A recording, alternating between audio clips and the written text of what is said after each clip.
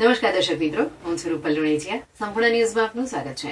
દિયોદર તાલુકાના ડુચકવાડા ગામ ખાતે સમસ્ત ગ્રામજનો અને માનવ સેવા ચેરિટેબલ ટ્રસ્ટ દિયોદર દ્વારા વિધાનસભાના અધ્યક્ષ શંકરભાઈ ચૌધરીના અધ્યક્ષસ્થાને વાલ્મીકી સમાજનો પ્રથમ સમૂહ લગ્ન યોજાયો હતો. આ સમૂહ લગ્નમાં સમાજ કલ્યાણ ઈચ્છનારા આગેવાનોને સાથે લઈને સમાજને કંઈક સારી પ્રેરણા મળે, સમાજને સારી દિશા મળે, વાદ વિવાદોથી સમાજ દૂર થાય તેવો મુખ્ય ઉદ્દેશ હતો. અને સમૂહ લગ્નમાં સમાજમાં એકતા બને, સમાજ સદાચારી બને, માતા પિતા, ભાઈ બહેન અને કુટુંબનું પરિવાર સર્વધર્મની પ્રાપ્તિ થાય તે હેતુથી સમૂહ લગ્નનું આયોજન કરવામાં આવ્યું હતું. જેમાં વાલ્મીકી સમાજના 16 યુગલોએ પ્રભુતામાં પગલાં પાડ્યા હતા. જેમાં વિધાનસભાના અધ્યક્ષ શંકરભાઈ ચૌધરી પોતે હાજર ન રહી શક્યા હતા, પરંતુ તેમના મોટાભાઈ પરબતભાઈ પટેલ અને પીએ હેમજીભાઈ પટેલ ઉપસ્થિત રહ્યા હતા. તેમજ શંકરભાઈ ચૌધરીએ ટેલિફોનિક શુભકામનાઓ આપી હતી.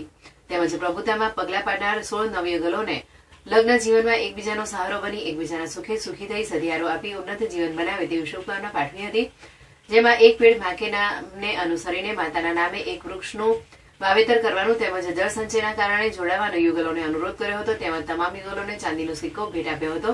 જે આ પ્રસંગે દિયોદરના ધારાસભ્ય કેશાજી ચૌહાણ સહિત રાજકીય આગેવાનો અને સામાજિક આગેવાનો ઉપસ્થિત રહ્યા હતા.